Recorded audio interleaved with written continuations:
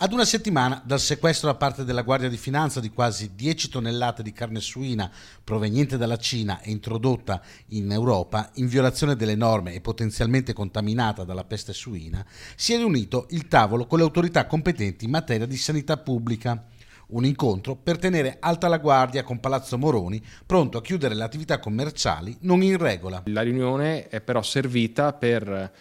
costruire le condizioni per ottimizzare il coordinamento tra tutti i soggetti che lavorano su questo fronte, quindi noi come Comune, l'ULSS, la Guardia di Finanza e altri enti, per fare in modo che tutte le informazioni siano messe a disposizione di ogni singolo ente e quindi attivare al momento del bisogno tutte le procedure che ogni ente può mettere in campo. Noi come Comune lo ribadiamo, se ci dovessero avvertire di situazioni che possono essere nocive per la salute pubblica, non esiteremo di utilizzare tutti gli strumenti che abbiamo a disposizione, fino anche all'ordinanza che può mettere in campo il sindaco proprio per la tutela della salute delle persone, che può portare anche eventualmente la chiusura di attività.